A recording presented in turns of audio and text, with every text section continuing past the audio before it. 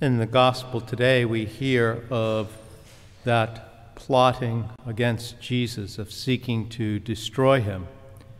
And yet, when we listen to the last few weeks, we may scratch our heads and say, for what reason would they want to put Jesus to death? And yet, in that care and compassion that he shows, we see that call of servant and service. In our lives, we too are asked in many different ways to understand how is God calling us to be those servants, to follow in his footsteps. One of the understandings within the Hebrew scriptures, especially from the prophet Isaiah, was the suffering servant.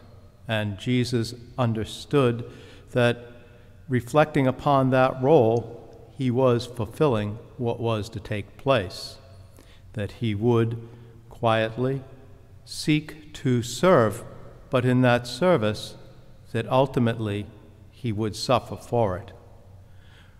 We look throughout our history, whether it be saints or those who continually strive for justice, to strive for peace, to seek to fulfill the gospel of Christ in our world.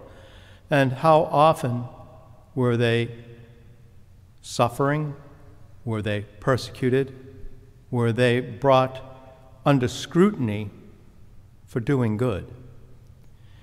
We recognize throughout the history of the church those that the church holds up as saints to emulate, to look at the lessons they present to us in life. Today we celebrate Camillus de Lillis, a soldier who was addicted to gambling, who ends up turning his life around and dedicating it to the care of those who are ill, those who are sick, knowing from firsthand experience the hardships of suffering and pain, and in that addiction turning and relying on God, seeking to assist others.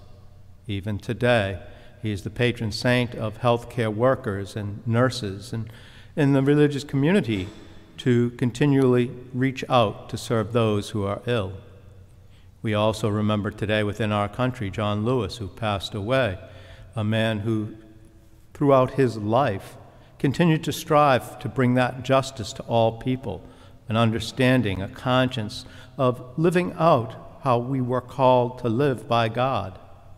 As we look to those who continually strive to offer us examples of Jesus' love, may we also understand the realization of being suffering servant, that in that struggle, in that life, that we continue to rely on God's word, on his sacraments, on one another, to seek to bring that message into our world, a message of peace, of love, of understanding, and in that to recognize how we work together, that we might be constructive rather than destructive, as John Lewis would tell us.